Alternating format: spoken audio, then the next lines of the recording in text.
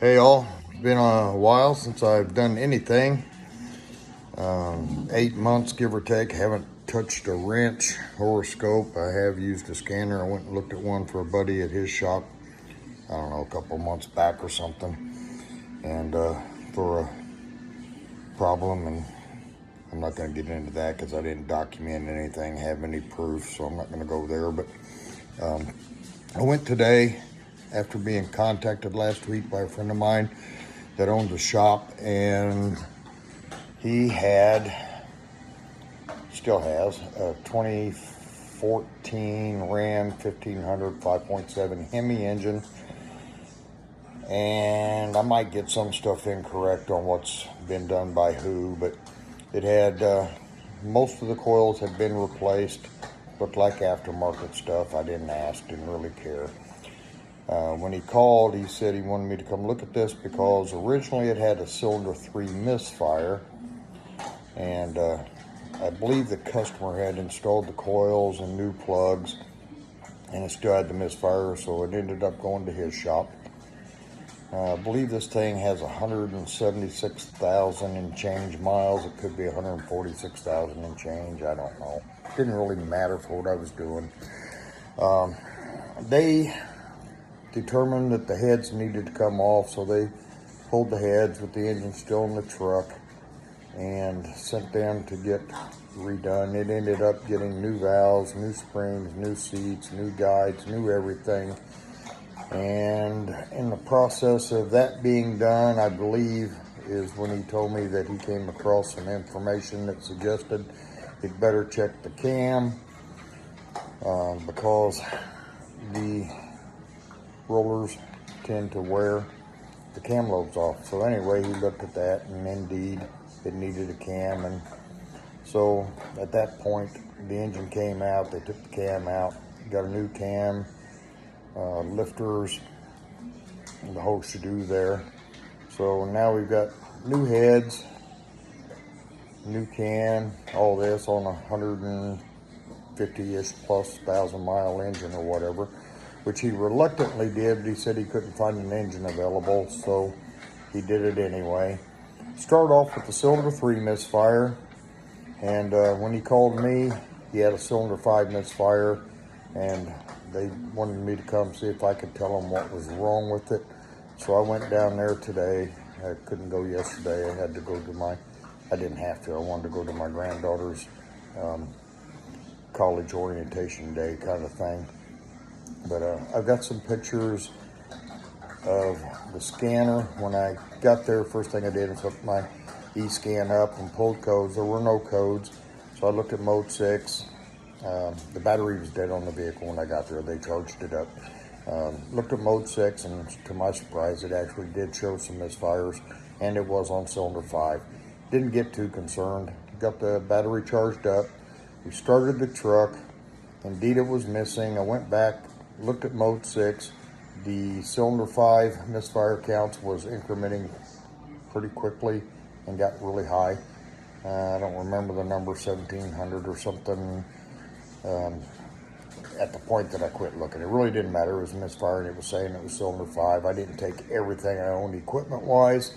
I just took what I thought I was going to need: my scope, my e-scan, and a couple of pressure transducers and whatnot.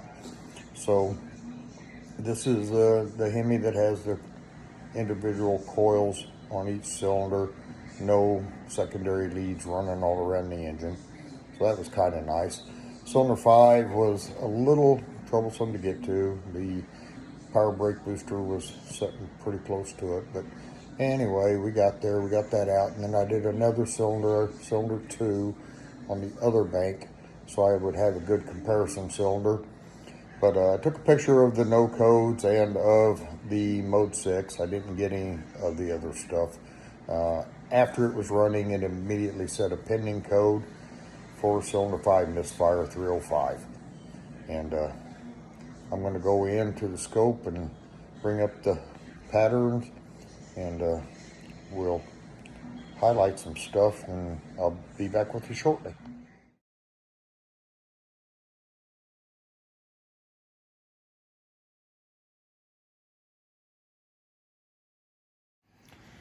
Okay, so I brought up this vehicle. Yellow trace is cylinder 2, red trace is cylinder 5.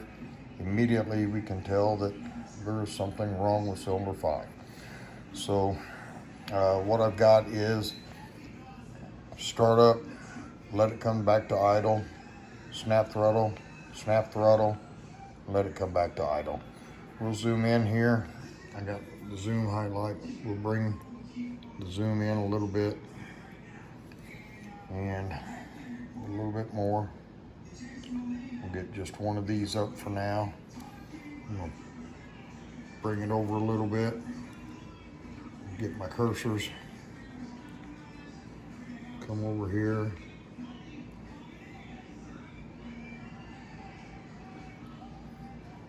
Mark our cam on that. I'm gonna get rid of the red one for a second. And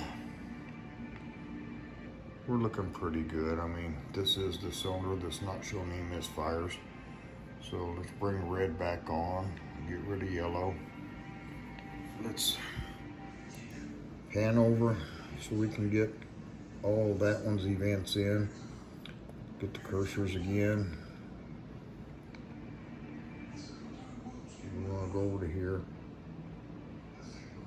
And as this thing ran, or actually as it got shut off and restarted, then this pattern changed, and you could definitely tell that the lifters were having problem.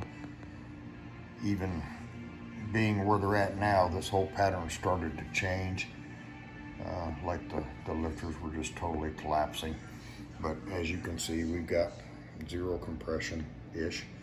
The timing events are indeed off compared to the other cylinder. So even after all the work doing the heads, the cam, valve, all the valve work and the lifters and everything, let's process this and see if we get rid of those spikes a little bit.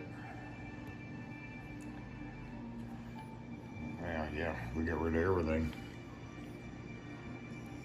Zoom. Yeah, I don't know. Okay, fine. We'll load it again. Shut off the yellow. Zoom in on the red. Well, actually, let's see if we can process it first and get rid of some of the noise.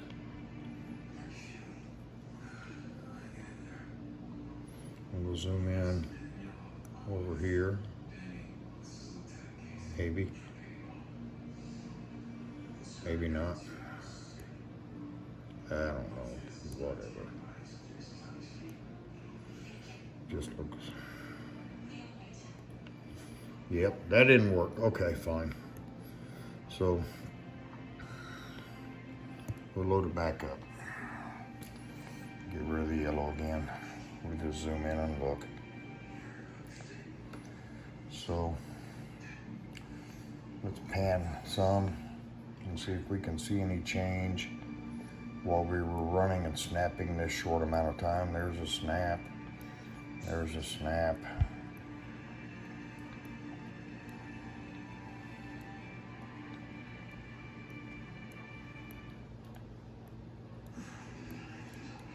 Yeah, and you can see